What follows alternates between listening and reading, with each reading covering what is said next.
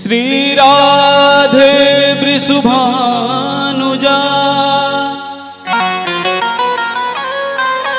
भक्तन प्राणा दिन वै प्रभो मया हर्तानि पुष्पाणि पूजार्थं प्रतिगृह्यतां वनस्पतिरसद्भूतो गण्डाढ्यो गण्डोत्तमा आग्रेय सर्वदेवानां धूपोऽयं प्रतिगृह्यताम्। ओम चंद्रमा मनसो जातचक्षो सूर्यो अजायत श्रोत्राद्वायुष प्राणश्यामुखादग्निरजायत धूपान्ते दीपान्ते हस्तप्रक्षालनम् अथ नैवेद्यं निवेदयामि।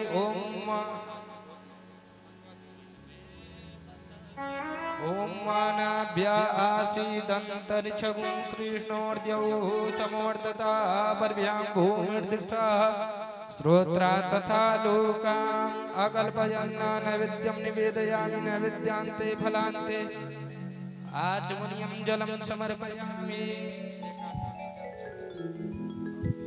तदुपरान्ते द्रव्यदक्षिणाञ्च राजकीयमुद्रायाम्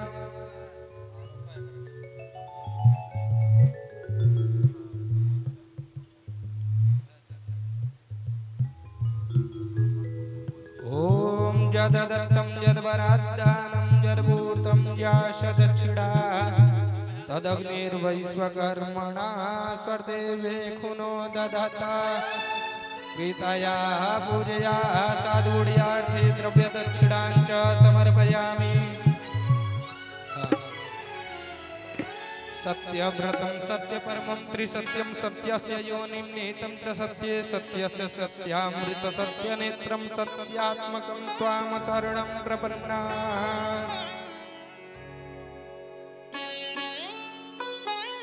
ओम कृष्णाय वासुदेवाय हरे परमात्मने प्रणतक्लेशनाशाय गोविन्दाय नमो नमः।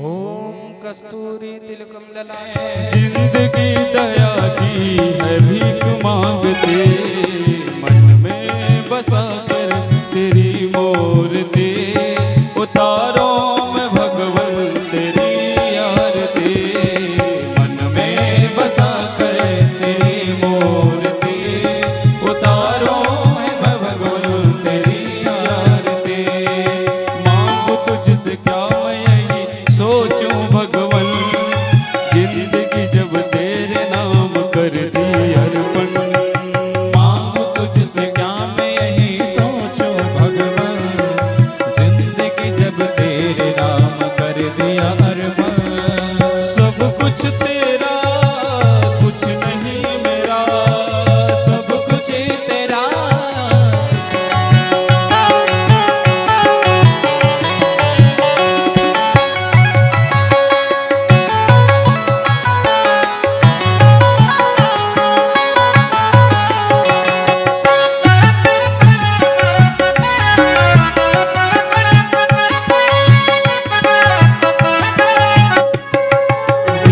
तेरी महिमा गाए संत करे ध्यान नारद गुणगान करे छेड़े विड़ातान वेद तेरी महिमा गाए संत करे ध्यान नारद गुणगान करे छेड़े विड़ातान भक्त तेरे द्वार करते हैं पुकार भक्त तेरे द्वार करते हैं पुकार दास व्यास तेरी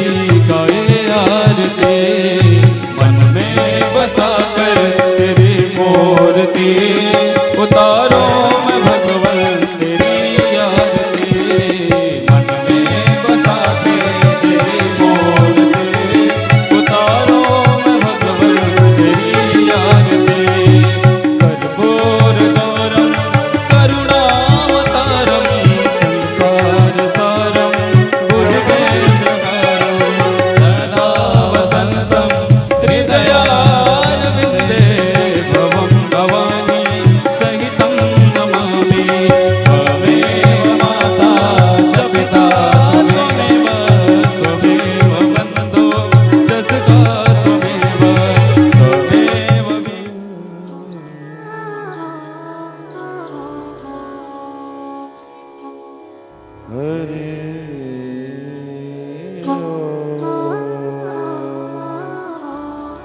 स्वस्ति श्री गणेशाय नमः। श्री सरस्वत्यै नमः। श्री गुरुचरण कमलेभ्यो नमः।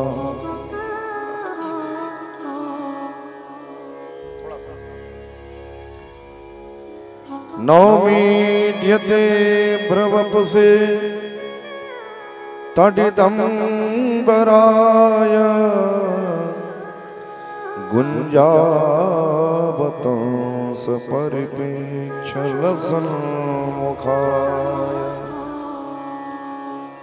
वन्यस्रजे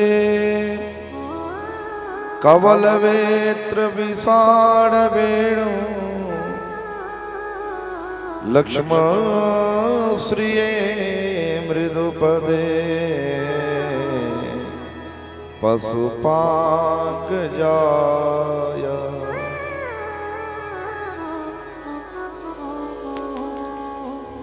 अतुलितबलधामं स्वर्णशैलाभदेहं तनुजवनकृशानं ज्ञानिनामग्रगण्यम् सकलगुणनिधानं वानराणामधीशं रघुपतिप्रियभक्तं वातजातं नमामि। सिद्धान्तमोपनिषदं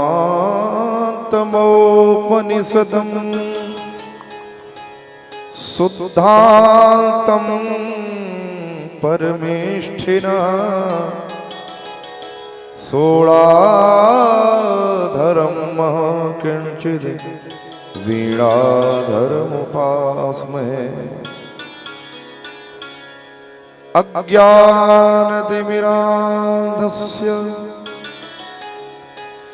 ज्ञानाञ्जनशलाकया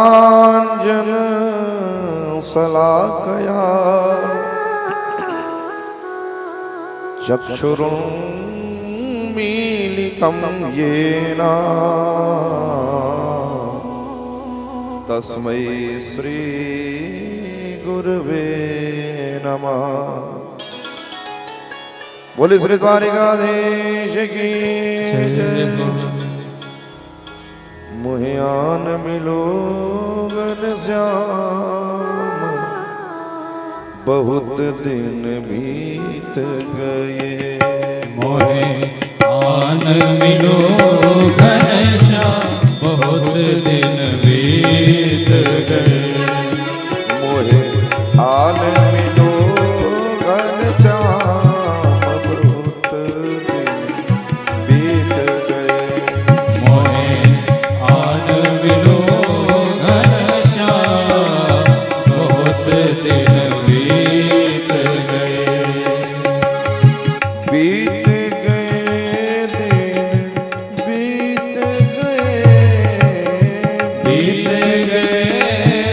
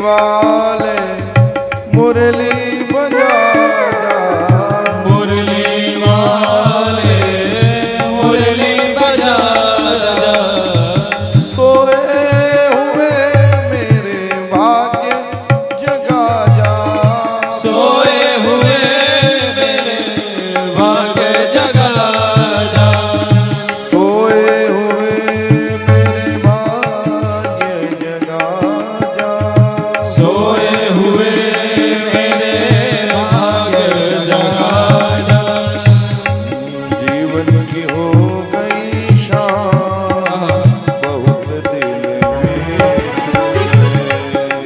जीवन बन हो गई शाम, बहुत दिन बीत गए, मोहे आज मिलो घर श्याम बहुत दिन बीत गए, मोहे आन बिलो घनश्याम, बहुत दिन बीत गए।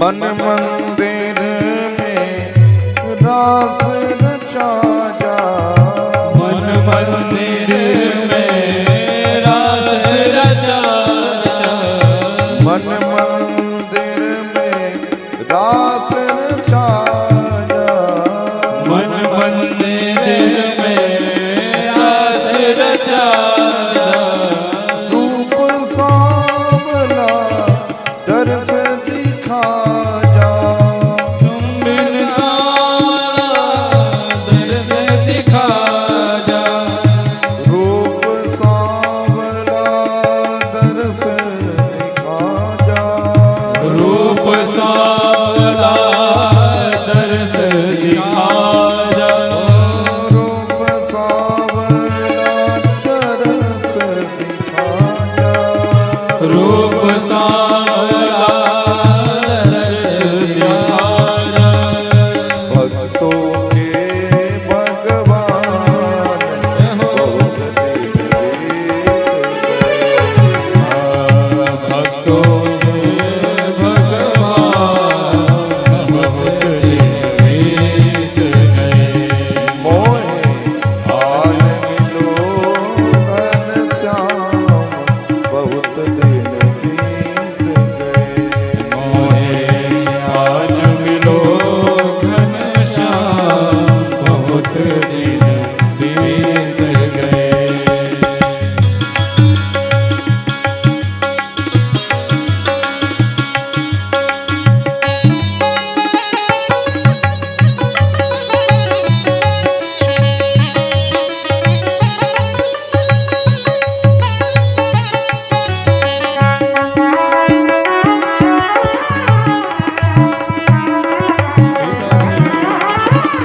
पुनः 10 हो गया तो 9 रस जैसे साहित्य में है वैसे भोजन में 6 रस है, मधुर अम्ल लवण कटु कसाय और तिक्त, ये 6 रस है भोजन के, है ना। तो महाराज इन 6 रसों का यदि आनंद लेना है कैसे लेंगे महाराज। वर्तमान परिवेश ये है राकेश भैया कि किचन में भोजन बन रहा है और किचन का जो मेन दरवाजा है किचन का, उस दरवाजे के सामने वाला जो दीवार है उसी पर वो बड़का टीवी लगना चाहिए, है ना। अच्छा वहाँ टीवी लग जाएगा और अंदर जो है माताएं भोजन बना रही हैं, अब उस टीवी पर क्या चलेगा, तो वहाँ चलेगा क्योंकि सास भी कभी बहू थी। हाँ वहाँ लोग देखेंगे कौन सा धारावाहिक, क्योंकि सास भी कभी बहू थी, और अंदर वो भोजन बना रही हैं और देख रही हैं। हाँ और देख करके क्या करें, हम बड़ी प्रताड़ित की है, हाँ ठीक कर रही है, ऐसे ही होना चाहिए। और इधर रोटी बन रहा है, ऐसे सास को तना। अच्छा एक बात बताएं प्रिंसिपल साहब, बड़े अनुभव की बात बता रहा हूं महाराज। जो मन में भाव रख करके भोजन का निर्माण किया जाता है, उसका ऐसा कनेक्शन है कि भोजन करने जब बैठेंगे तो वही भाव भोजन करने वक्त जो है मन में उत्पन्न होता है। बोलिए वृंदावन बिहारी लाल की, है ना, है कि नहीं? अच्छा विचार हमारे मन में क्यों आए भैया? विचार को शुद्ध करने के लिए सबसे पहले आहार को शुद्ध करना बड़ा जरूरी है। जब तक हमारा आहार शुद्ध नहीं होगा तब तक हमारा विचार शुद्ध नहीं होगा, और जब तक हमारा विचार शुद्ध नहीं होगा तब तक हमारा कर्म कैसे शुद्ध हो सकता है भैया? तो कर्म को शुद्ध करने के लिए आहार को शुद्ध करना जरूरी है। उसका सबसे पहला नियम, एक मंत्र केवल गांठ बांध लीजिए, ओम नमो भगवते वासुदेवाय, ओम नमो भगवते वासुदेवाय, ओम नमो भगवते वासुदेवाय। विषयांतर हो रहा है, पुनः विषय में ही हम आ जाएंगे। महाराज ध्यान देंगे, ये 3 मंत्र याद कर लें, ये 3 बार इस मंत्र को दोहरा ले, और इस मंत्र को दोहराने के बाद भोजन कर बनाना प्रारंभ करें महाराज। अब वो भोजन नहीं, मंत्र पढ़ करके द्वादशाक्षर मंत्र, ओम नमो भगवते वासुदेवाय, ओम नमो भगवते वासुदेवाय, ओम नमो भगवते वासुदेवाय 3 बार पढ़ करके जब भोजन बनाना प्रारंभ करेंगे, जो स्वाद इसके पहले के भोजन बनाने में आया होगा महाराज, आज के भोजन में वो स्वाद बदल जाएगा और स्वाद में अंतर हो जाएगा। बोलिए वृंदावन बिहारी लाल की। क्यों? क्योंकि उसमें तो प्रभु का अंश आ जाएगा ना, प्रभु का वो प्रसाद हो गया, वो प्रभु का प्रसाद हो गया महाराज। हाँ, हम कोई कार्य प्रारंभ करने जा रहे हैं, ये 3 बार मंत्र पढ़ ले, कार्य प्रारंभ करें। कुछ हम याद करने जा रहे हैं विद्यार्थियों के लिए, ये मंत्र 3 बार केवल पढ़ लें, ओम नमो भगवते वासुदेवाय, ओम नमो भगवते वासुदेवाय, ओम नमो भगवते वासुदेवाय 3 बार पढ़ करके और पुनः जो है याद करना प्रारंभ करें। उसके बाद जो भी याद होगा, मैं दावे के साथ कहता हूं जीवन में कभी नहीं भूलेगा। बोले वृंदावन बिहारी लाल। ये मंत्र शक्ति है, ये मंत्र विज्ञान है। तो तुम ही निवेदित भोजन करें। कलयुग को महाराज सुवर्ण में स्थान दिया, और जो ही राजर्षि परीक्षित ने कलयुग को सुवर्ण में स्थान दिया, सुवर्ण में स्थान देते ही कलयुग अदृश्य होता है। और परीक्षित उस समय सोने का मुकुट धारण किए थे, उसी मुकुट में प्रवेश कर गया, और मुकुट के ही रास्ते परीक्षित के मस्तिष्क में प्रवेश कर जाता है, परीक्षित की बुद्धि को बिगाड़ दिया। आए है महाराज, अब परीक्षित जो घूमने निकले थे वो शिकार पर निकल गए। एक हिरण को दौड़ाते दौड़ाते बहुत दूर चले गए। इन्हें बड़े जोर से प्यास लगी। अब अपने तृष्णा को, अपने पिपासा को शांत करने के लिए, प्यास मिटाने के लिए समीक ऋषि के आश्रम पर आए। रथ से उतरते हैं, समीक ऋषि के निकट पहुंचे। समीक ऋषि अपने आश्रम में कुटिया में समाधि लगाए हुए थे। समीक ऋषि के सामने जाकर के परीक्षित अपना परिचय बता करके उनसे जल की याचना करने लगे, लेकिन समाधि में होने के कारण समीक ऋषि ने इनके बातों पर ध्यान नहीं दिया। अब तो राजर्षि परीक्षित नाराज हो गए, और नाराज होकर के वहीं बगल में एक मरा हुआ सर्प था, वही सर्प उनके गले में लपेट दिया और वहां से चले गए। ये दृश्य ऋषि का एक चेला देख रहा था। वहीं आश्रम के ही निकट एक नदी बह रही थी, जिसका नाम था कौशिकी नदी। उसी कौशिकी नदी में समीक ऋषि के बेटा श्रृंगी ऋषि स्नान कर रहे थे। श्रृंगी ऋषि के पास जाकर के वो चेला पूरी बात बताता है, पूरा घटना बता दिया कि गुरुजी के गले में परीक्षित ने मरा हुआ सांप डाल दिया है। पुत्र न सब कुछ सह लेगा, लेकिन उसकी आंखों के सामने उसके पिता को कोई अपमानित नहीं कर पाएगा। अगर कोई अपमानित कर दे तो वो पुत्र वो अपने पिता के लिए उसकी जान भी लेने के लिए तैयार हो जाएगा। बोले वृंदावन बिहारी, है कि नहीं महाराज? श्रृंगी ऋषि अत्यंत क्रोधित हुए। क्रोधित होकर के महाराज आचमन किया। आचमन लेकर के हाथ में जल लिए और जल लेकर के संकल्प किए और संकल्प करके शाप दे दिया। इति लंघित मर्यादम तक्षकः सप्तमे हनि दंशयति स्म कुलांगारम चोदितो में तदद्रुहन्। अरे उस राजा ने मर्यादा का उल्लंघन किया है, हमारे पिताजी के गले में मरा हुआ सर्प डाला है, इसलिए मैं उसे शाप देता हूं। आज के ठीक 7वें दिन तक्षक सर्प के काटने से उसकी मृत्यु हो जाएगी। शाप देकर के श्रृंगी ऋषि आए, अपने पिता समीक ऋषि के गोद में अपने शीश को रख करके जोर जोर से रोने लगे। महाराज बड़े बड़ों से जिसकी समाधि नहीं खुलती है, पुत्र का रुदन ऐसा है जो बड़े बड़ों की समाधि खुलवा देता है। समीक ऋषि की समाधि टूटती है, अपने पुत्र को रोता हुआ देखे, पुत्र से रोने का कारण पूछे। बेटा ने कहा अपने गले में पहले देखिए पिताजी। ओहो सांप आ गया होगा, उतार के फेंक दिया। कहा नहीं, ये परीक्षित ने किया है, परीक्षित को हमने शाप दे दिया है। आज के 7वें दिन तक्षक के काटने से परीक्षित की मृत्यु हो जाएगी। समीक ऋषि जब ये बात सुने उन्हें बड़ा दुख हुआ, कहे ये तो तुमसे बहुत बड़ा अपराध हो गया। इसीलिए कहते हैं महाराज प्रिंसिपल साहब, अनुभवहीन को सारी शक्तियां नहीं देनी चाहिए, नहीं तो वो उसका दुरुपयोग करता है। बोलिए वृंदावन बिहारी लाल, है ना महाराज? बड़े ध्यान से सुनेंगे। समीक ऋषि ने अपने एक चेला को संदेशवाहक बना करके भेज दिया और कहा जाकर के परीक्षित को सुना दो, बता दो कि आज के 7वें दिन तक्षक सर्प के काटने से तुम्हारी मृत्यु हो जाएगी।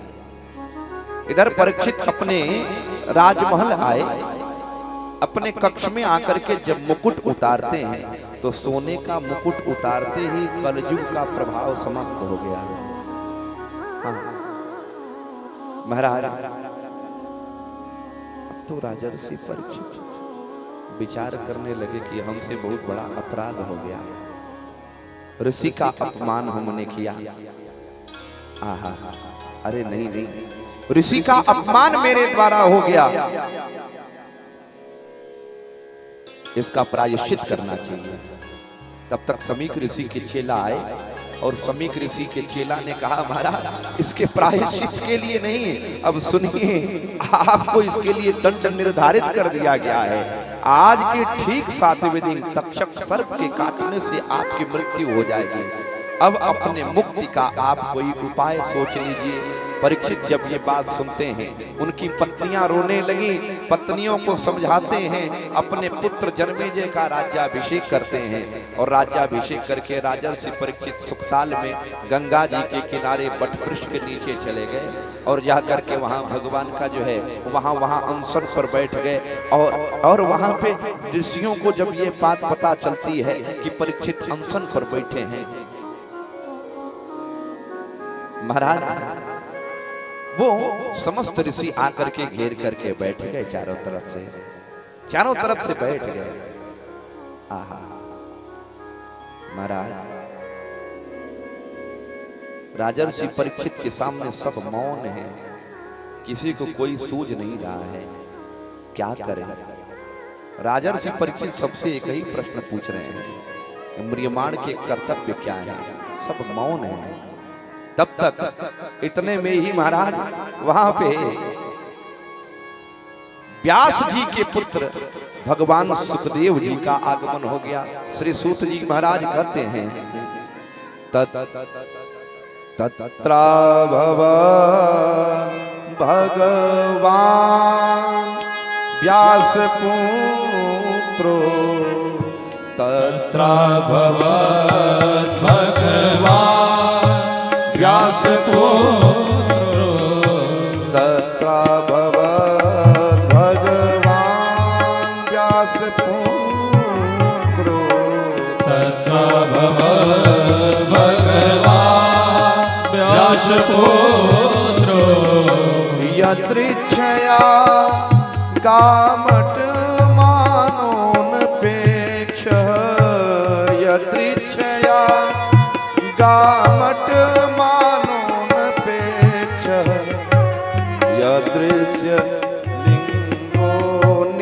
लाभ तुष्टो लिंगो निज लाभ तुष्टो अलक्ष लिंगो निज लाभ तुष्टो वृतश बालैरवधूत वेश वृतश बालैरवधूत वेश तत्र महाराज स्वयं व्यासनंदन सुखदेव जी, भगवान सुखदेव जी का वहां आगमन हो गया। बोलिए सुखदेव भगवान की। सुखदेव भगवान आए। भगवान शब्द से सूत जी ने संबोधित किया। कारण क्या है? ध्यान देंगे।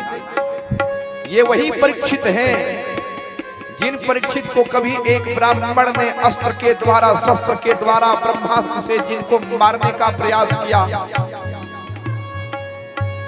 तब उस परीक्षित की, उस भक्त की रक्षा करने के लिए भगवान शस्त्र लेकर के दौड़े।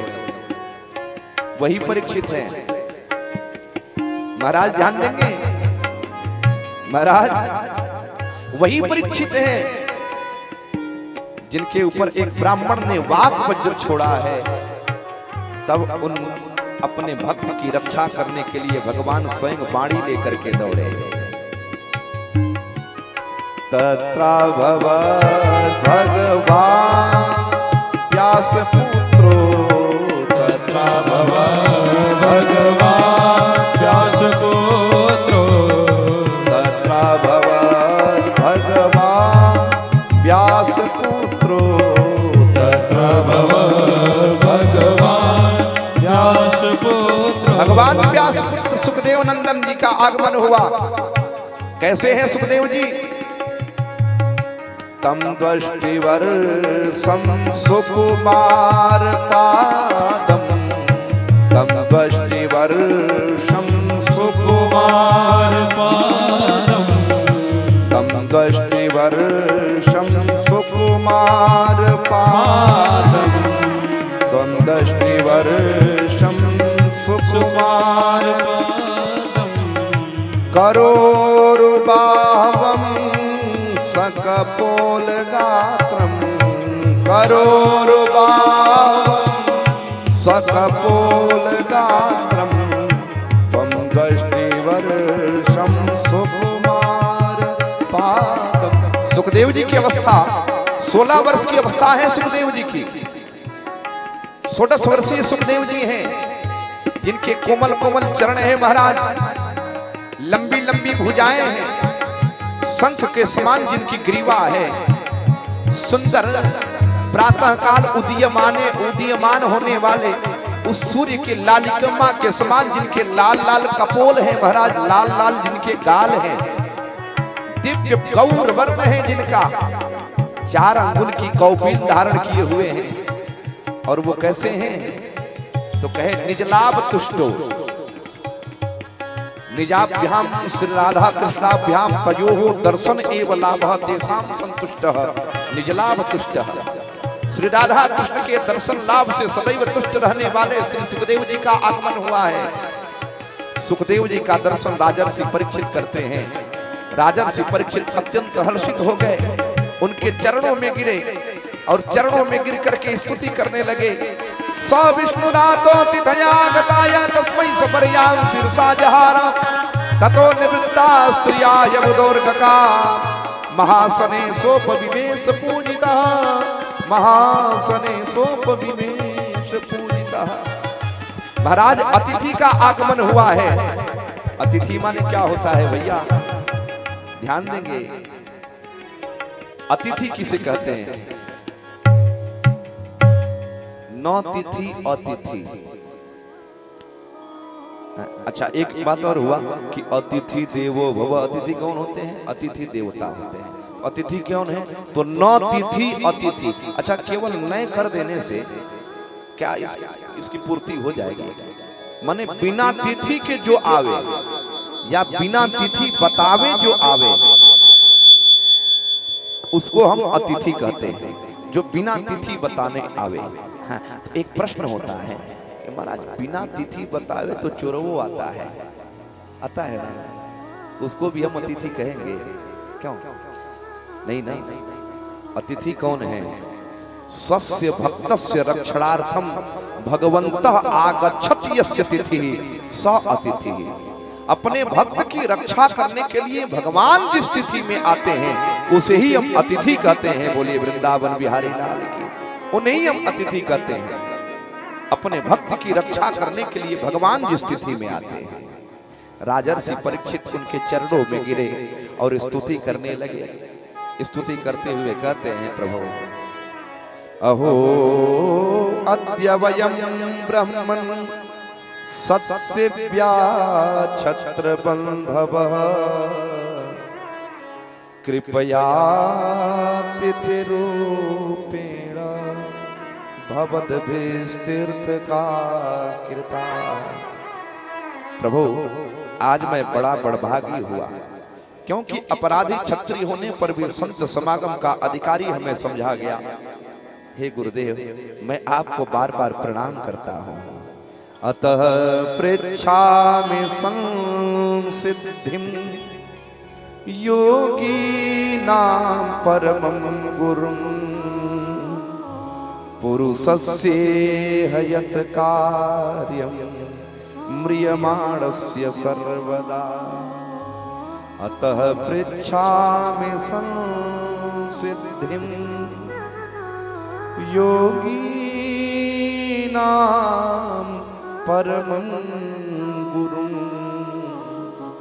हे गुरु जी, हे योगियों में परम योगी गुरुदेव, मैं आपसे एक ही प्रश्न करता हूं। सदा सर्वदा म्रियमाण पुरुषाणाम किम कर्तव्यम। जो म्रियमाण हैं, म्रियमाण माने जो मरने वाले हैं, उनके कर्तव्य क्या है, उनके धर्म क्या है? तो प्रश्न उठता है भैया कि म्रियमाण कौन है, मरने वाला कौन है? तो इसका उत्तर यही आएगा कि जो जन्म लिया है उसे मरना निश्चित है। पूछा जाए कि सत्य क्या है, सत्य है मृत्यु, मरना निश्चित है। इसलिए पूछा महाराज कि म्रियमाण के कर्तव्य क्या है? कहे कि केवल इतने पूछेंगे तो सुखदेव जी तुरंत उत्तर दे करके चले जाएंगे। इतने से संतोष नहीं हुआ तो परीक्षित ने प्रश्नों की लाइन लगा दी। मनुष्य के लिए कर्तव्य क्या है, सोतव्य क्या है, भजनीय क्या है, जपनीय क्या है, जप करने योग्य क्या है, करने कर्म करने योग्य कौन सा उनके कर्तव्य हैं, ये सब बताइए महाराज। प्रथम स्कंद को प्रणाम, दूसरे स्कंद में प्रवेश करते हैं। अब जो है सुखदेव जी परीक्षित के सूरदास हरि शरण ताकिए जन्म सफल कर लीजिए, जन्म सफल कर लीजिए मन रे। मैं निर्गुण ब्रह्म के सत्ता में परिनिष्ठित था, परंतु उसकी झांकी ने हमें ऐसे खींच लिया कि ये निर्गुण ब्रह्म का उपासक यहाँ बैठ करके सगुण साकार ब्रह्म का प्रवचन कर रहा है। अरे खट्टवांग 7 दिन की बात तो बहुत दूर है। राजा खट्टवांग ने तो एक मुहूर्त में ही परम पद को प्राप्त कर लिया था। इसलिए 4 बातें मुख्य रूप से ध्यान दो। जितासनो जितश्वासो जित संगो जितेंद्रिय स्थूले भगवतो रूपे मन संधारयेद्धिया। आसन को जीतिए, पहला काम आसन को जीतने का हम प्रयास करें। फिर प्राणायाम आदि क्रिया के द्वारा अपने श्वास को जीते, फिर अपने संग को जीते। संग को जीतने का अर्थ भैया कुसंग से भला असंग रहना है। बोलिए वृंदावन बिहारी लाल की। कुसंग से बढ़िया असंग रहना है, और तब जितेंद्रिय, तब इंद्रियों को जीते। और उसके बाद पुनः जो है उस स्थूल रूप परमात्मा का ध्यान अपने मन में करेंगे। अब विभिन्न कामनाओं के लिए विभिन्न देवताओं के पूजन का विधान बताते हैं। कहते हैं राजन, यज्ञम यजेत यशस् कामः कोश कामः प्रचेतसा विद्या कामस्तु गिरिशम दाम्पत्यर्थम उमाम सतीम। यश की कामना के लिए यज्ञ नारायण भगवान का यजन करें। धन की कामना हो तो प्रचेताओं की पूजा करें। विद्या की कामना है तो विद्या प्राप्त करने के लिए विद्या कामस्तु गिरिशम, शंकर भगवान की पूजा करें। दाम्पत्यर्थम उमाम सतीम, दाम्पत्य जीवन में पति पत्नी के मध्य परस्पर प्रेम बना रहे और सौभाग्य की कामना के लिए माता सती, माता गौरी की पूजा करनी चाहिए। जिन्हें कोई काम नहीं है, अकामा सर्व कामो वा मोक्ष काम उदार, जिन्हें कोई काम नहीं है या जिन्हें मोक्ष की इच्छा है या सभी कामनाओं की पूर्ति के लिए तीव्रेण भक्ति योगेना येत पुरुषः परम, तीव्र भक्ति भगवान परम पुरुष परमात्मा की तीव्र भक्ति करने से इन सभी कामनाओं की पूर्ति होती है। राजर्षि परीक्षित ने प्रश्न किया, महाराज ये भगवान का स्थूल रूप क्या है? जब ये प्रश्न किए तब राजर्षि परीक्षित जब प्रश्न करते हैं, सुखदेव जी को ध्यान आया कि परीक्षित ने हमसे प्रश्न किया और तुरंत इनके प्रश्नों का उत्तर देने लगे। अभी तो हम भगवान को, अपने भगवान का हम ध्यान ही नहीं किए, उन्हें प्रणाम ही नहीं किए। तब सुखदेव जी महाराज मंगलाचरण करना प्रारंभ करते हैं। सुखदेव जी कहते हैं, नमः परस्मै पुरुषाय भूयसे सद्भव स्थान निरोध लीलया गृहीत शक्ति त्रिदयाय देहिना मंत्र भवायामुपलक्ष्य वर्मने, मंत्र भवाया मुपलक्ष्य वर्मने। कहते हैं प्रभु, मैं उन पुरुषोत्तम भगवान के चरणों में मेरा प्रणाम है जो संसार की उत्पत्ति, स्थिति और प्रलय की लीला करने के लिए सत्य, रज तथा तमोगुण रूप तीन शक्तियों को स्वीकार कर ब्रह्मा, विष्णु और शंकर का रूप धारण करते हैं, जो समस्त चर अचर प्राणियों के अंतर्यामी रूप से विराजमान है। यत् कीर्तनम यत् स्मरणम यदीक्षणम यद्वंदनम यच्छ्रवणम यदर्हणम लोकस्य सद्यो विधुनोति कल्मषम् तस्मै सुभद्रा श्रवसे नमो नमः, तस्मै सुभद्रा श्रवसे नमो नमः। जिनका स्मरण, जिनका कीर्तन, श्रवण, वंदन, दर्शन, अर्चन जीवों के कलमश को तुरंत नष्ट कर देता है, उन पुण्य कीर्ति भगवान श्री कृष्ण को मैं बार बार प्रणाम करता हूँ। इस तरह से प्रणाम करके अब राजर्षि परीक्षित के पूछे गए प्रश्नों का उत्तर देने लगे और उत्तर देते हुए कहते हैं, राजा ये जो पूरा विश्व प्रपंच दिखाई दे रहा है ना, ये पूरा विश्व ही भगवान का स्थूल रूप है। पाताल में तस्य ही पादमूलम, ये पाताल लोक भगवान के चरण हैं, पादमूल है। ये जो अंतरिक्ष है भगवान का नाभि प्रदेश है, भगवान का जो पैर है यही भूमि है, भगवान के कान यही वायु है, भगवान के नेत्र ही सूर्य है, भगवान का मन ही चंद्रमा है, भगवान का मुख ही ये अग्नि है। महाराज इस तरह से इन पूरे लोकों की का वर्णन करते हैं और कहते हैं ये पूरे भगवान का ही स्थूल रूप है।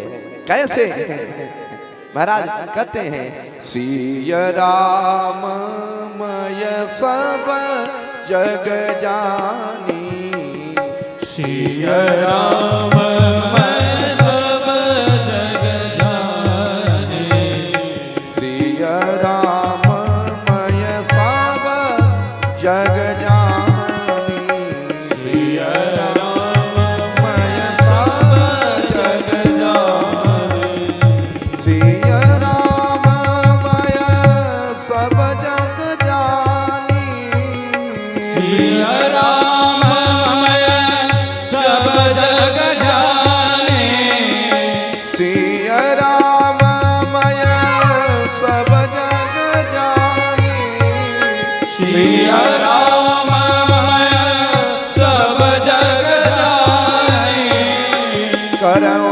प्रणाम जोरी जुग पानी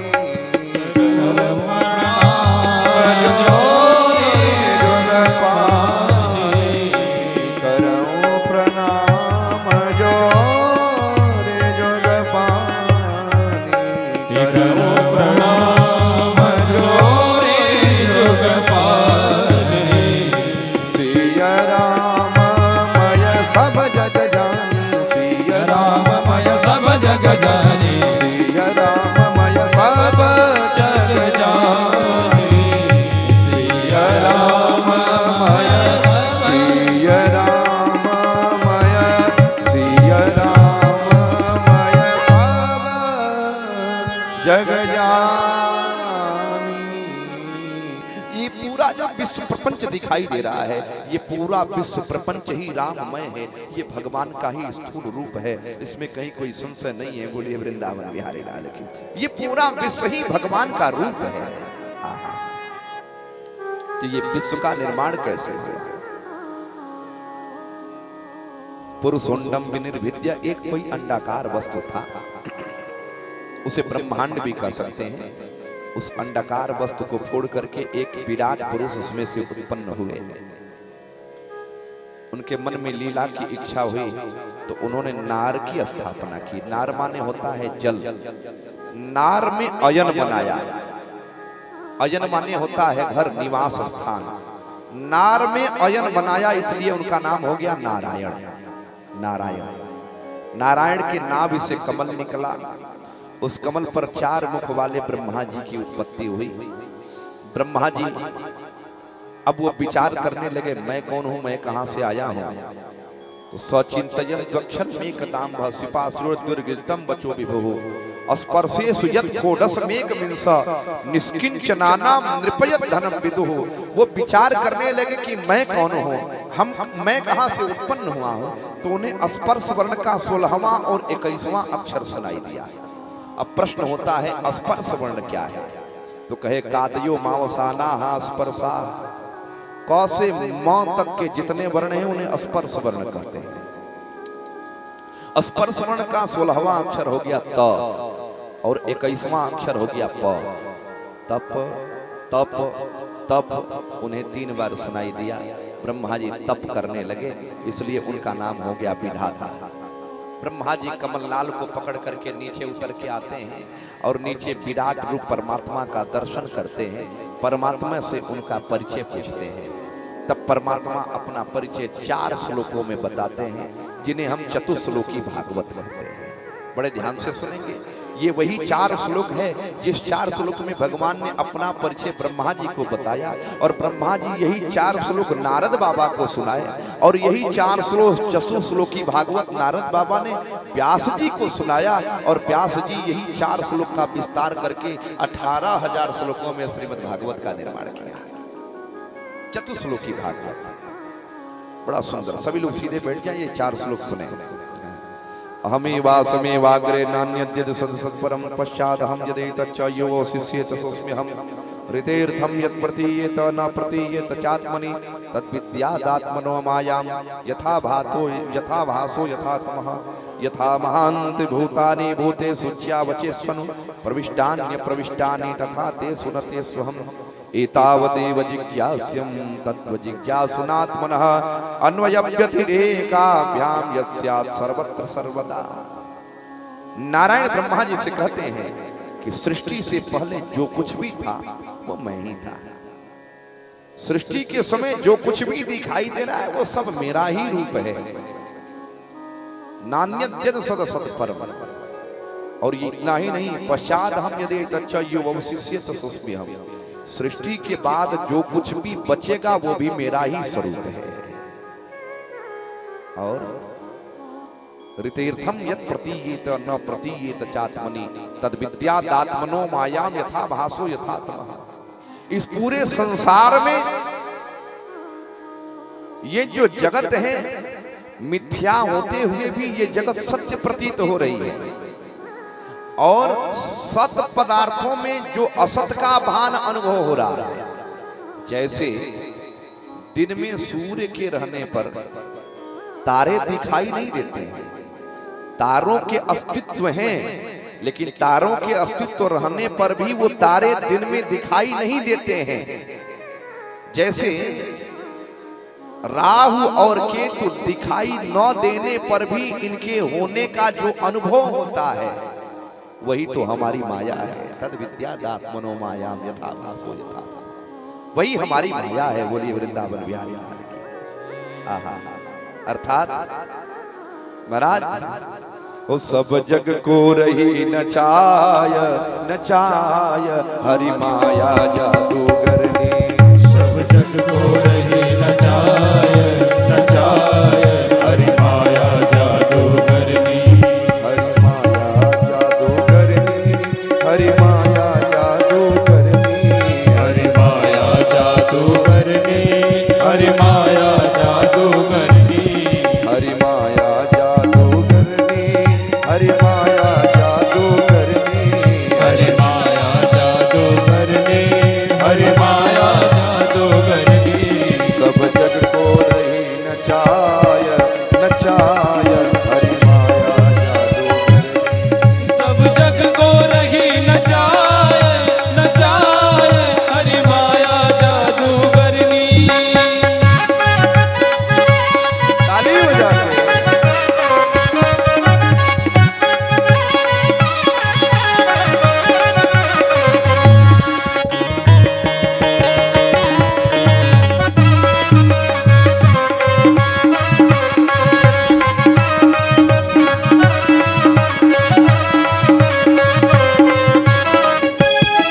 कोइया को पार न पावे जो सबको नाच नचावे।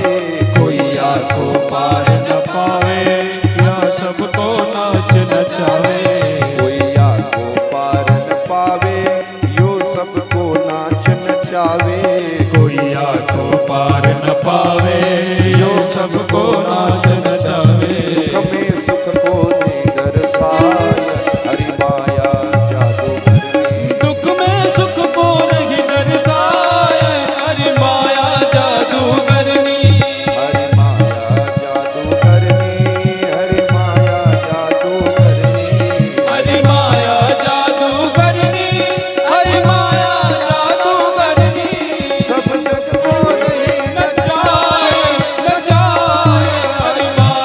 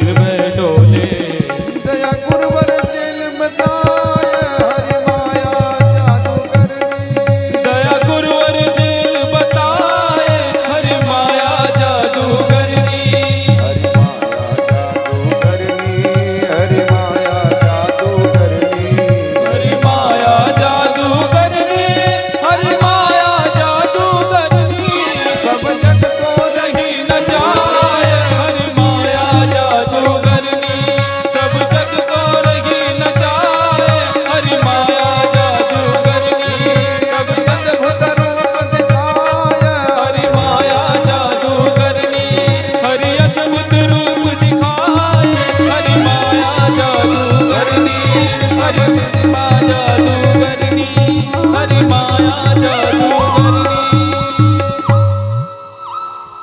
सब जग को रही नचाय हरि माया जादूगरनी। भगवान ने कहा देखिए अब आप सृष्टि कीजिए, अपना परिचय बताते हैं और भगवान ब्रह्मा जी से कहते हैं आप सृष्टि कीजिए। तब ब्रह्मा जी भगवान से आदेश प्राप्त करके सृष्टि करना प्रारंभ किए। सुखदेव जी कहते हैं राजा ये जो पूरी कथा है यही पूरी कथा जो है भागवत में बताई गई है। अर्थात अब तक सुखदेव जी भी भूमिका ही बता रहे थे, अब कथा सुनाने जा रहे हैं। कहे देखिए भागवत के 10 लक्षण हैं। सर्ग विसर्ग स्थान पोषण उति ईशान कथा मनवंतर कथा निरोध मुक्ति और आश्रय, ये 10 लक्षण हैं। तीसरे स्कंद से 12वें स्कंद तक ये जो 10 स्कंद है ये इन 10 स्कंदों में ये 10 लक्षण परिलक्षित होते हैं। बोलिए वृंदावन बिहारी 10 लक्षण परिलक्षित होते हैं सज्जनों। तीसरा स्कंद है सर्ग। सर्ग माने सृष्टि क्रम, सृष्टि क्रम सर्ग की चर्चा करते हैं। कहें कि यही प्रश्न एक बार विदुर जी ने मैत्रेय मुनि से किया था। अच्छा विदुर जी मैत्रेय मुनि के पास कैसे पहुंचे? यदा तु राजा स्वसुतान साधुन, यदा तु राजा स्वसुतान साधुन पुष्णं धर्मेण विनष्ट दृष्टि, यदा तु राजा। राजा धृतराष्ट्र अपने पुत्र के मोह में आकर के पुत्र के प्रति इतनी इसकी महत्वाकांक्षा है जिसके कारण धृतराष्ट्र की दृष्टि नष्ट नहीं हुई है, विनष्ट हो गई है। सुखदेव जी ने कहा केवल नष्ट ही नहीं हुई थी, धृतराष्ट्र बाहर से तो अंधा था ही भीतर से भी अंधा हो गया था। इसलिए जब पांडवों को लाक्षा भवन में जलाए जाने का प्रयास किया गया और कपट युद्ध में उसके राज्य का हरण कर लिया गया, 12 वर्ष का वनवास और 1 वर्ष का अज्ञातवास जब पूरा कर लिए पांडव, उसके बाद भी दुर्योधन इनके राज्य को देना नहीं चाह रहा है, देने से मना कर दिया। तब विदुर जी आए और विदुर जी आकर के समझाने लगे धृतराष्ट्र को, महाराज देखिए कोई शरीर में कोई बहुत बड़ा फोड़ा हो जाए और यदि वो ठीक ना हो रहा हो, चिकित्सक कहें कि प्राण की रक्षा करने के लिए ऑपरेशन करवा दो, ऑपरेशन करवा देने से यदि प्राणों की रक्षा हो जाती है तो ऑपरेशन करवा देना चाहिए, तनिक भी मोह नहीं करना चाहिए। दूसरी बात, गांव में किसी एक आतंकवादी के आ जाने से पूरा गांव बर्बाद हो रहा हो, गांव से यदि उसे निकाल देने से पूरे गांव की रक्षा हो रही हो तो उसे गांव से निकाल देना चाहिए। परिवार में खानदान में एक व्यक्ति के कारण पूरा परिवार विनाश को प्राप्त हो रहा हो, उसका त्याग कर देने से यदि पूरे परिवार की रक्षा होती हो, उसका त्याग कर देना चाहिए, तनिक भी मोह नहीं करना चाहिए। ये जो दुर्योधन है ना, ये आपके कुल का कलंक है। वो जो पांडव है ना, अभी समय है महाराज, मैं कहता हूं पांडवों का अधिकार पांडवों को दे दीजिए, नहीं तो वो समय दूर नहीं जब पूरा खानदान विनाश को प्राप्त हो जाएगा। क्योंकि ये जो दुर्योधन है ना, स एष दोषः पुरुषाद्विदास्ते गृहान् प्रविष्टो यमपत्यमत्या पुष्णासे कृष्णाद्विमुखो गतश्री त्यजास्व शैवं कुलकौसलाय। ये जो दुर्योधन है ना, यही आपके खानदान का दोष है और ये कृष्ण का विरोधी है। इसलिए महाराज मैं आपसे कहता हूँ कि पांडवों का अधिकार पांडवों को दे दीजिए, नहीं तो वो समय दूर नहीं जब पूरा परिवार पूरा खानदान विनाश को प्राप्त हो जाएगा। आहा, ये बात दुर्योधन सुन रहा था। दुर्योधन अत्यंत क्रोधित हो गया और क्रोधित होकर के विदुर जी को जो है अपशब्द कहने लगा। और दुर्योधन कहता है कायेन मत्रोपजुहावजिहिमं दास्यासुतं यद बलि नैव पुष्टः। अरे इस दासी के पुत्र को, इस दासी के बेटे को, अरे इसको किसने राजा बना दिया? इसे मंत्री किसे बना दिया? किसने इसे मंत्री पद दे दिया? अरे सुनो सुनो, ये खाता है, हमारी वेतन हमसे ले रहा है, भत्ता महंगाई भत्ता हमसे ले रहा है, सब कुछ हम इसे दे रहे हैं और हमारे ही सामने हमारे शत्रुओं का ये गुणगान कर रहा है। तुरंत मंत्री पद से हटाओ इसे, इसके जितनी भी सुविधा है समस्त सुविधाओं को इससे छीन लिया जाए। तब विदुर जी कहे चलो भैया अब तो भगवान का भजन करने का अवसर मिल गया, मौका मिल गया।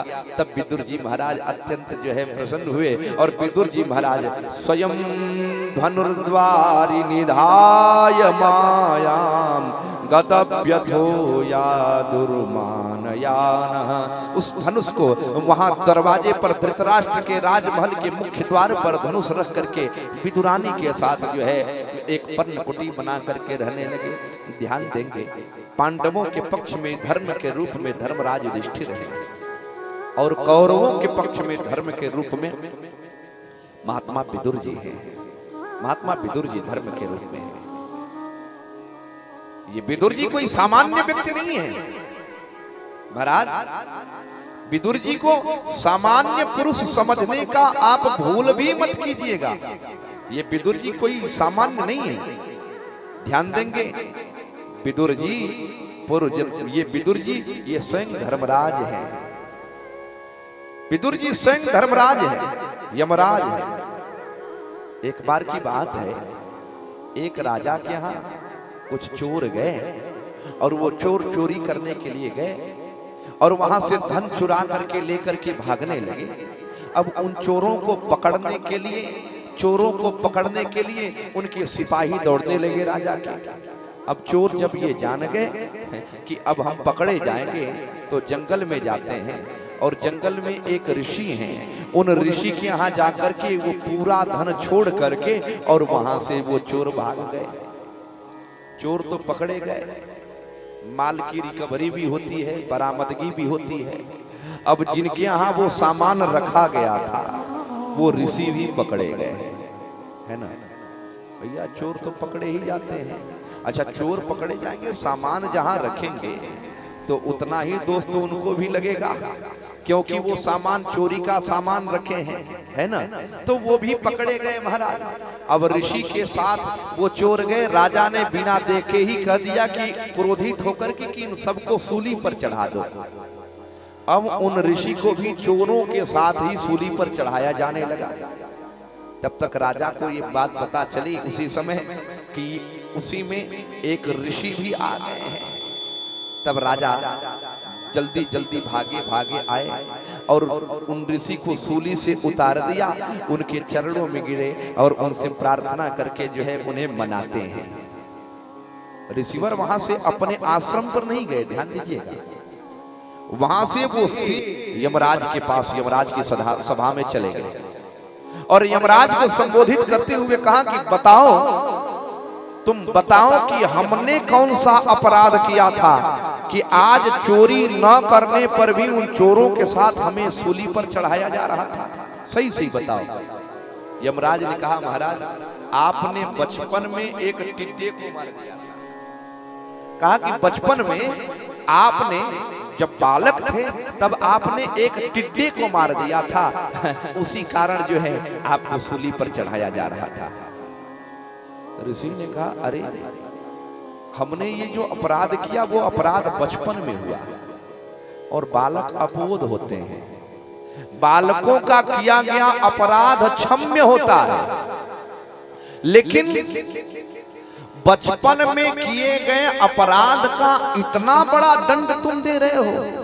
यही तुम्हारी न्याय व्यवस्था है, यही तुम्हारा शासन है। जाओ, मैं तुम्हें शाप देता हूं, तुम भी पृथ्वी पर जाओ और मनुष्य बनो, और कम से कम 100 वर्ष तक मनुष्य बन करके पृथ्वी पर विचरण करते रहो, तब वहां की व्यवस्था तुम्हें, तब वहां के न्याय व्यवस्था का तुम्हें पता चलेगा। बोलिए वृंदावन बिहारी लाल की। तो उन्हीं के शाप से वही यमराज विदुर जी के रूप में जो है पृथ्वी पर आए, और वही विदुर जी है महाराज, वही विदुर जी है। तो विदुर जी कोई सामान्य नहीं है, कोई सामान्य मनुष्य समझने की भूल मत कीजिएगा, ये साक्षात धर्मराज है। तो धर्म के रूप में विदुर जी कौरवों के पक्ष में हैं, और पांडवों के पक्ष में धर्म के रूप में धर्मराज युधिष्ठिर हैं। परंतु समझने वाली बात यह है, कौरवों के पक्ष में महारथियों की कमी नहीं है, पराक्रमियों की कमी नहीं है, एक से एक महारथी हैं महाराज, जिनके सामने जो अकेले कई अक्षौहिणी सेना के बराबर बल रखते हैं, ऐसे ऐसे महारथी हैं। परंतु कौरवों के पक्ष में सब अपने अपने मन के मालिक हैं, सब अपने अपने मन के मालिक हैं। यही परिणाम है कि कौरव पराजित हुए, और धर्मराज युधिष्ठिर के यहाँ धर्मराज युधिष्ठिर जो कहते हैं, इन्हीं के वचन का पालन सब करते हैं, मान के इनके पक्ष में धर्मराज युधिष्ठिर मालिक हैं, इसलिए धर्मराज युधिष्ठिर का किया हुआ सब करते हैं। यही कारण है कि पांडव हमेशा विजयी होते हैं। बोलिए वृंदावन बिहारी लाल की। यही कारण है कि पांडव विजयी हुए और कौरवों को पराजय का सामना करना पड़ा। बोलिए वृंदावन बिहारी लाल की जय। विदुर जी यहाँ से चारों धाम की यात्रा करने के लिए निकले। तीर्थ यात्रा पर विदुर जी निकलते हैं। चारों धाम की यात्रा करते करते विदुर जी जब प्रभास क्षेत्र में पहुंचे, वहां से जब प्रभास क्षेत्र में पहुंचे तो वहां इन्हें महाभारत युद्ध की सूचना मिली, और वहां ये सूचना मिलती है कि पूरा कुरुवंश का विनाश हो गया है। तब विदुर जी को बड़ा कष्ट होता है। वहां से विदुर जी घूमते हुए उद्धव जी के पास आते हैं। जिस समय उद्धव जी से इनकी भेंट हुई, उस समय भगवान श्री कृष्ण इस धरा को छोड़ करके अपने धाम जा चुके थे। विदुर जी से उद्धव जी की जब भेंट होती है, उद्धव जी महात्मा विदुर को पूरे कृष्ण की कथा विस्तार से सुना दिया, और कृष्ण कथा सुनाते सुनाते उद्धव जी महाराज अचानक जोर जोर से रोने लगे, और रोते हुए उद्धव जी कहते हैं, तीसरे स्कंद के दूसरे अध्याय में, दूसरे अध्याय का 21वां श्लोक है, अहो वकीयम स्तन काल कूटम जिघासया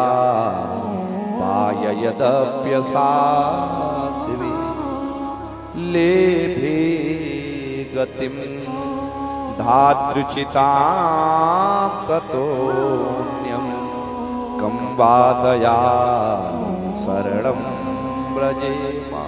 अहो उस बकासुर की बहन बकी पूतना, जो भगवान को अपने स्तनों में कालकूट विष लगा करके जहर पिला करके मार देने की इच्छा से जो पूतना आई है, उस पूतना को भगवान अनायास ही मातृसह मुक्ति प्रदान कर रहे हैं। भला भगवान के अलावा अपने भक्तों पर अकारण करुणा करने वाला और कौन हो सकता है। ये कहते हुए उद्धव जी जोर जोर से रोने लगे। उद्धव जी कहते हैं, विदुर जी अब इसके बाद आपके जितने प्रश्न हैं उन प्रश्नों का उत्तर अब मैं नहीं दे पाऊंगा। अब यहाँ से आप सीधे मैत्रेय मुनि के पास चले जाइए, मैत्रेय मुनि आपके पूछे गए प्रश्नों का उत्तर देंगे। तब विदुर जी महाराज मैत्रेय मुनि के पास हरिद्वार में आते हैं। मैत्रेय मुनि से भगवान की वार्ता, विदुर जी की वार्ता होने लगी। विदुर जी ने मैत्रेय मुनि से सृष्टि विषयक प्रश्न किया। अच्छा, हम सबके भी मन में ये आता है हमेशा कि ये सृष्टि क्यों बना, सृष्टि का निर्माण कैसे हुआ, है ना।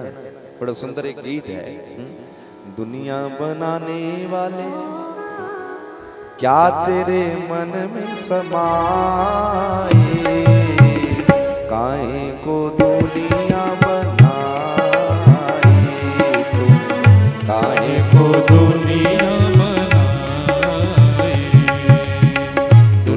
बनाने वाले क्या तेरे मन में समाए,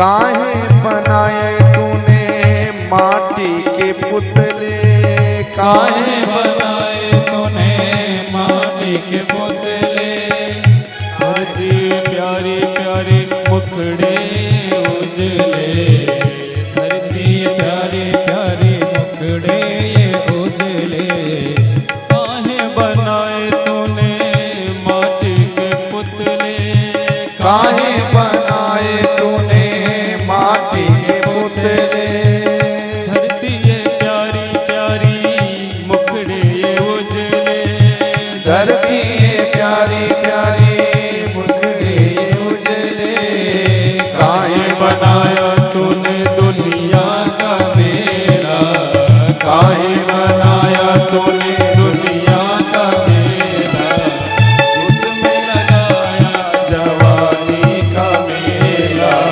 गुप चुप तमाशा देखे काहर तेरी खुदाई, काहे को दुनिया बनाई तूने, काहे को दुनिया बनाई, दुनिया बनाने वाले क्या तेरे मन में समाए, काहे को दुनिया बनाई तूने, काहे को दुनिया बनाई।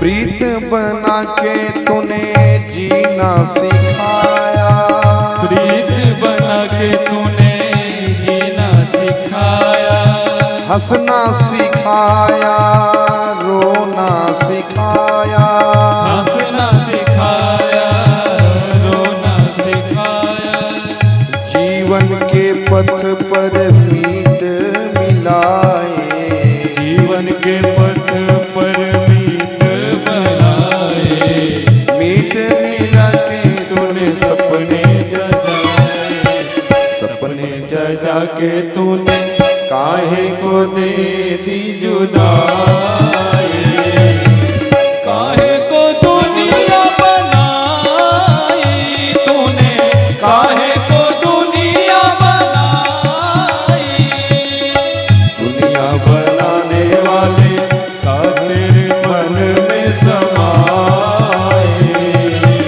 काहे को दुनिया बनाई तूने, काहे को दुनिया बनाई तूने, काहे को दुनिया बनाई तूने, काहे को दुनिया बनाई। दुनिया बनाने वाले क्या तेरे मन में समाई, काहे को दुनिया बना। मन में आता है ना आखिर दुनिया का निर्माण कैसे हुआ, किसने किया, किस लिए किया है? आहा, बराबर। ये भी एक गीत है पुराने और वर्तमान में गीत है, कितना अंतर हो गया है। मॉडर्न होने के चक्कर में हम इतने भी मॉडर्न हो जाएंगे, हमने ये नहीं सोचा था। बोले वृंदावन बिहारी लाल की। आहा, महाराज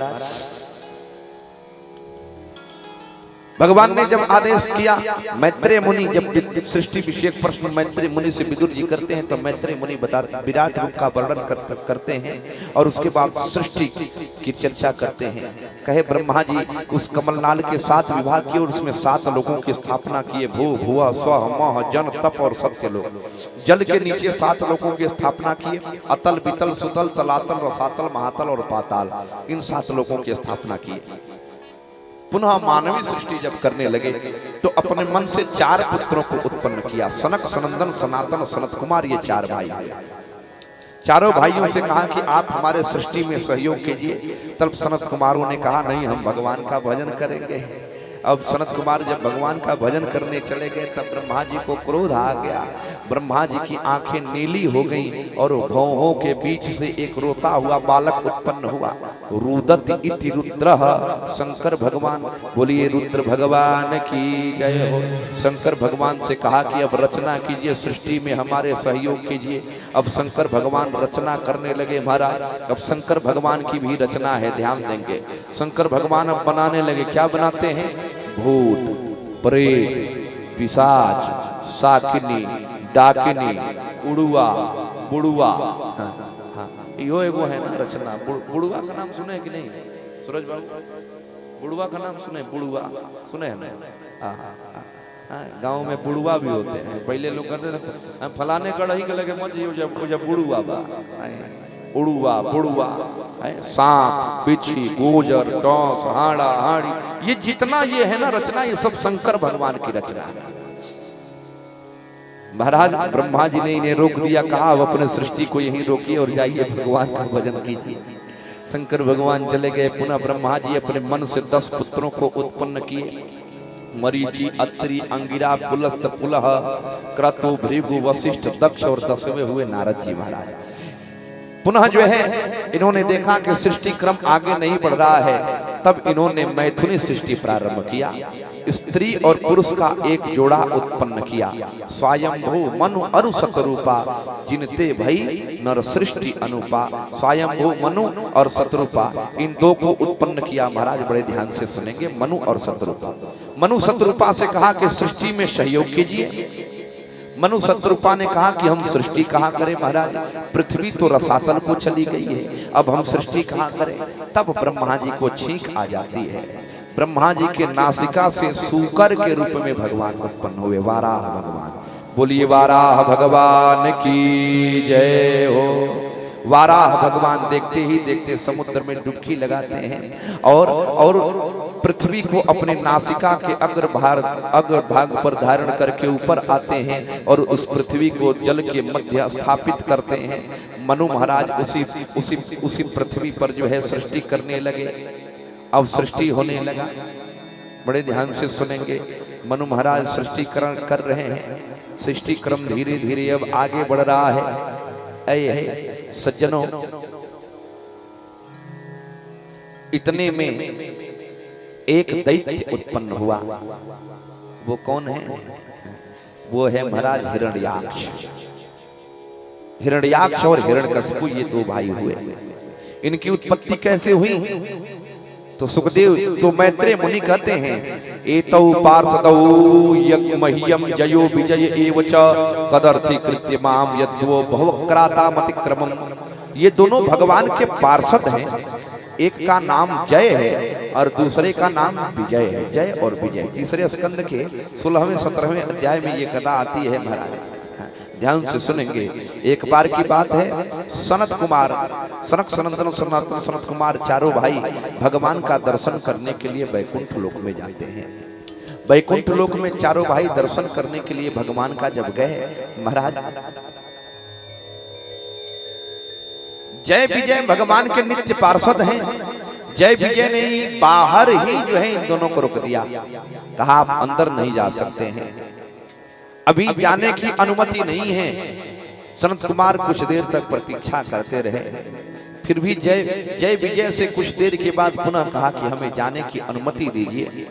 फिर भी जय विजय ने जाने से जब मना कर दिया तब सनत कुमार क्रोधित हो गए और क्रोधित होकर के सनत कुमारों ने जय विजय इन दोनों को शाप दे दिया। कहते हैं देखो तुम भगवान के नित्य पार्षद हो और लेकिन फिर भी अपने प्रति तुम दैत्यों के भांति कर रहे हो, दैत्यों के भांति व्यवहार कर रहे हो, इसलिए जाओ तुम्हें शाप देता हूं, तुम दोनों दैत्य बन जाओ, दैत्य बन जाओ। अब ये दोनों भगवान के चरणों में पड़े। तब सनत कुमारों ने कहा देखो तुम 3 बार दैत्य बनोगे और तीनों बार स्वयं भगवान अवतार लेंगे और तुम्हारा उद्धार करेंगे। यही प्रथम बार हिरण्याक्ष और हिरण्यकशिपु नामक दैत्य के रूप में माता दिति से उत्पन्न हुए। इनकी उत्पत्ति कैसे हुई? दिति और अदिति ये कश्यप ऋषि की पत्नियां हैं। एक बार की बात है, कश्यप ऋषि सायंकाल संध्या वंदन कर रहे थे। सूर्यास्त के समय गोधूली बेला में कश्यप ऋषि संध्या वंदन कर रहे थे। तब तक उसी समय दैव योग से वो जो दिति हैं अत्यंत कामातुर होकर के, अत्यंत कामातुर होकर के वो दिति कश्यप ऋषि के पास आई और इनसे काम की याचना करने लगी। कश्यप ऋषि ने समझाया, कहा देखो देवी, ये सायंकाल है, संध्या काल है, गोधूली बेला है। संध्या बेला में 4 चीजें वर्जित हैं। क्या क्या? स्वाध्याय, शयन, भोजन और मैथुन। ये 4 चीजें संध्या काल में वर्जित हैं। कश्यप ऋषि समझाते हैं, देखो देवी, जिस समय जिस कार्य की तुम याचना कर रही हो, ये कार्य संध्या काल के लिए वर्जित है। संध्या काल में मैथुन वर्जित है। फिर भी दिति नहीं मानती हैं, अत्यंत आतुर होकर के याचना करने लगी। तब कश्यप ऋषि ने इनके मनोरथ को पूर्ण किया। इतने में गोधूली बेला समाप्त हो जाती है। कश्यप ऋषि ने दिति से कहा, देखो देवी, तुमसे बहुत बड़ा अपराध हुआ है। तुम्हारे कुक्षी में मेरे जिस तेज का आधान हुआ है, उस तेज से दो दैत्य उत्पन्न होंगे। 2 दैत्य उत्पन्न होंगे। जब दिति ये बात जानती है, उन्हें बड़ा दुख हुआ और दिति ने कश्यप ऋषि के उस तेज को 100 वर्ष तक अपने कुक्षी में ही रोके रखा। 100 वर्ष के बाद उनके कुक्षी से 2 दैत्य उत्पन्न हुए। एक का नाम हिरण्याक्ष था और दूसरे का नाम हिरण्यकशिपु था। ये जो हिरण्याक्ष है इतना आतताई है कि इसके अत्याचार से समस्त देवता अत्यंत भयभीत हो गए, ब्रह्मा जी की स्तुति करने लगे। तब ब्रह्मा जी को छींक आती है। ब्रह्मा जी के नाक से अंगुष्ठ मात्र सूकर के रूप में भगवान का अवतार हुआ, वाराह भगवान। बोलिए वाराह भगवान की जय हो। सब जो है एक साथ मिलकर के वाराह भगवान की स्तुति करते हैं और वाराह भगवान ने हिरण्याक्ष का संहार किया। सब देवता एक साथ मिलकर के वाराह भगवान की स्तुति करते हैं।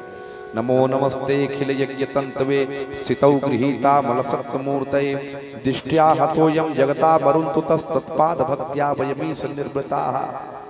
बड़ी सुंदर स्तुति करते हैं। पुनः महाराज सृष्टि क्रम आगे बढ़ता है। मनु महाराज ने 5 संतानों को उत्पन्न किया, जिनमें 3 कन्याएं हुई और 2 पुत्र हुए। 2 पुत्र हैं प्रियव्रत और उत्तानपाद। 3 कन्याएं हैं आकुति, देवहूति और प्रसूति। ये 3 कन्याएं हैं। आकुति का विवाह रुचि प्रजापति के साथ हुआ और रुचि प्रजापति के ही पुत्र हुए यज्ञ नारायण भगवान। और एक कन्या हुई, ये है दक्षिणा। इनको मनु महाराज गोद लेकर के चले गए और बाद में पुत्र का धर्म से यज्ञ और दक्षिणा इन दोनों का विवाह हो गया महाराज। दूसरी कन्या है माता देवहूति। देवहूति का विवाह कर्दम ऋषि के साथ हुआ। बड़ी विचित्र कथा है, ध्यान से सुनेंगे। एक बार की बात है, कर्दम ऋषि तपश्चर्या कर रहे थे। तब तक इनके मन में इच्छा हुई कि हमको भी विवाह करना चाहिए। हम भी विवाह करते तो हमारी एक पत्नी होती और वो हमारा सेवा शुश्रूषा करती और हमारे भी वंश परंपरा का विस्तार होता। ये सोच करके विवाह करने की इच्छा से कर्दम ऋषि भगवान विष्णु की तपस्या करने लगे। बड़ा ही जल्दी भगवान विष्णु प्रसन्न हो गए और प्रसन्न होकर के भगवान विष्णु ने कर्दम ऋषि को दर्शन दिया और कर्दम ऋषि से कहा, मांगो वरदान, आपको क्या चाहिए। अब तो कर्दम ऋषि सकुचा गए महाराज। अब कैसे कहें कि प्रभु आप हमारा विवाह करा दीजिए। अब जो है लजा गए। भगवान ने कहा, अरे सुनो, श्री भगवान उवाच विदित्वा तव चैत्यम में पुरैव समयोजितत् यदर्थमात्मनि यमैस्त्वयैवाहं समर्चितः यदर्थमात्मनि यमैस्त्वयैवाहं समर्चितः। राजन, हे कर्दम जी, आप जिसके लिए तपस्या कर रहे हो उसकी व्यवस्था हम पहले ही कर चुके हैं। बोलिए वृंदावन बिहारी लाल की। हम आपका मनोरथ जानते हैं। हाँ, जो मनु महाराज की जो बेटी है ना, उनका नाम है देवहूति। परसों मनु महाराज अपने बेटी देवहूति को लेकर के आपके यहाँ आएंगे और देवहूति से आप विवाह कर लीजिएगा। बोलिए वृंदावन बिहारी लाल की जय हो। तब नारायण के कहने पर करदम ऋषि ने मैया देवहूति से विवाह किया, लेकिन एक शर्त के साथ विवाह किया। मनु महाराज जब देवहूति को लेकर के आए तो कहे विवाह तो करूंगा, लेकिन एक बेटा हो जाएगा तो मैं इन्हें छोड़ करके मैं वन में चला जाऊंगा। ये स्वीकार कर लेती हैं। विवाह हो गया, मनु महाराज चले गए। अब करदम ऋषि को समाधि लग गई। 40 वर्ष तक करदम ऋषि की समाधि लगी रही महाराज। 40 वर्ष के बाद जब इनकी समाधि खुलती है तब अपने सामने एक स्त्री को देखते हैं वो मैया देवहूति है। 40 वर्ष तक मैया देवहूति करदम ऋषि की सेवा शुश्रूषा करती रही, लेकिन छोड़ करके भागती नहीं है। वर्तमान परिवेश कहाँ जा रहा है महाराज? थोड़ा सा भी ऊंच नीच हुआ कि सीधे चले गए कहाँ? कचहरी में। बोलिए वृंदावन बिहारी लाल की। पति पत्नी के जीवन में तनिको खटपट हुआ तो सीधे चले गए कचहरी। हाँ, और वहां भी संकल्प करते हैं कि मैं इसको झुका करके मानूंगी। वो उनको झुकाने में लगी हैं और वो उनको झुकाने में लगे हैं, और स्थिति ये होता है कि दोनों झुक जाते हैं। और बाद में महाराज, बाद में उन्हें लगता है, उन्हें अनुभव होता है कि हमसे तो बहुत बड़ा अपराध हो गया, लेकिन जब तक उनके अपराध का उन्हें बोध होता है तब तक बहुत देर हो चुकी होती है। और कहते हैं का बरसा जब कृषि सुखाने। आहा, वर्तमान परिवेश ये है। एक समय वो भी था 40 वर्ष तक समाधि लगी रही और मैया देवहूति 40 वर्ष तक करदम ऋषि की सेवा शुश्रूषा करती रही। 40 वर्ष के बाद जब समाधि टूटती है, सामने स्त्री को देखते हैं। करदम ऋषि मैया देवहूति को जब देखे अत्यंत प्रसन्न हो गए, और प्रसन्न होकर के महात्मा करदम ऋषि ने कहा तुष्टो हमद्य तव मानवी मान दाया शुश्रूषया परमया परया च भक्त्या। हे देवी, मैं तुमसे अत्यंत प्रसन्न हूं, मैं तुमसे तुम्हारे इस सेवा से अत्यंत प्रसन्न हूं। करदम ऋषि ने अपने तपोबल से एक सरोवर का निर्माण किया। उन सरोवर में दोनों जब डुबकी लगाते हैं तो दोनों दिव्य युवावस्था को प्राप्त किए। और पुनः उन्होंने अंतरिक्ष में एक विमान का निर्माण किया। उस विमान का नाम है कामद विमान। कामद विमान, कामम ददाति इति कामद, जो समस्त प्रकार के कामनाओं को प्रदान करने वाला है, वो है कामद विमान। अंतरिक्ष में कामद विमान बनाया और उसी कामद विमान पर दोनों आरूढ़ हुए। ऐसा विमान है जो मन के गति के अनुसार दौड़ता है, उसमें कोई ईंधन नहीं लगता है महाराज, किसी पेट्रोल और डीजल की आवश्यकता नहीं है, मन के गति से वो दौड़ता है। कैसा विमान होगा विचार करिए। उसी विमान में बैठ करके सतम व्यतीयु शरदः कामलालसयोर्मना 100 वर्ष तक विहार करते रहे। संकल्प तो लिया था एक बेटा का, लेकिन एक बेटा कौन चलावे? यहाँ तो इनकी हो गई 9 बेटियां हो गई, और 10वें संतान के रूप में हुए कपिल मुनि। बोलिए कपिल भगवान की जय हो। कपिल मुनि का दर्शन करने के लिए ब्रह्मा जी आते हैं। ब्रह्मादि देवता कपिल मुनि का दर्शन करने के लिए आए। भगवान के अंश से ही कपिल मुनि का अवतार हुआ। ब्रह्मादि देवता कपिल मुनि का दर्शन करने आते हैं। उस समय करदम ऋषि ने ब्रह्मा जी से कहा, देखिए महाराज, बेटा का तो विवाह ये न के न हो ही जाता है कि जिस किसी भी प्रकार से, लेकिन पिता की एक बहुत बड़ी जिम्मेदारी होती है। उसकी जिम्मेदारी ये होती है कि जब उसकी पुत्री विवाह के योग्य हो जाए तो उस बेटी का विवाह योग्य वर के साथ समय से कर दे। ये पिता की सबसे बड़ी जिम्मेदारी होती है। हमारी 9 बेटियां हैं। देखिए महाराज, हमारे विवाह के अगुआ आप ही हैं। ब्रह्मा जी से कहा कि हमारे विवाह के अगुआ आप ही हैं, आप ही की अगुवाई में हमारा विवाह संपन्न हुआ, तो हमारे इन 9 बेटियों का भी अगुवाई कर दी। कौने खुतवा में हो, कौने खुतवा में लुकैलो रे बालम चिरई, रे बालम चिरई, रे बालम चिरई, रे बालम चिरई।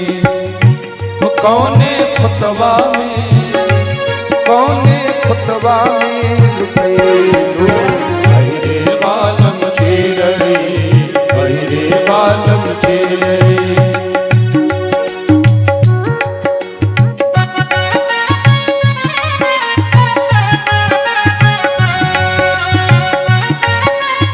ताली बजा के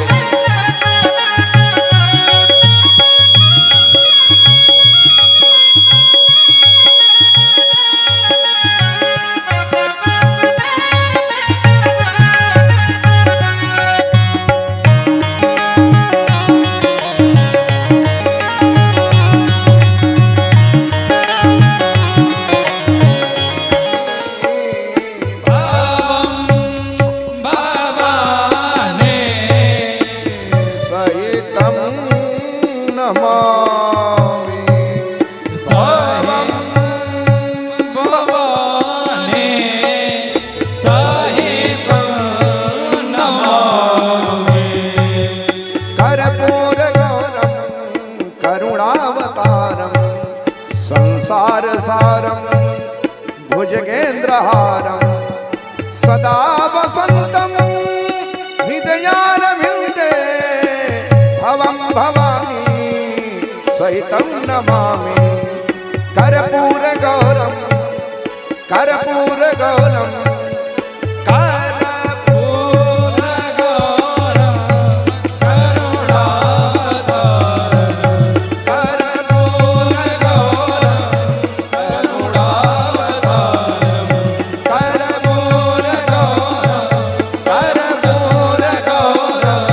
कर्पूरगौरं करुणावतारं मन में बसा कर भाव में बसे नाव मेरी तार दो भगवल।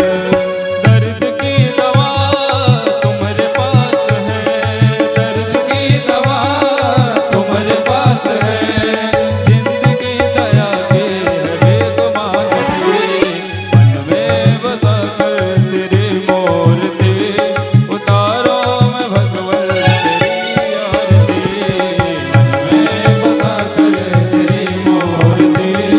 उतारो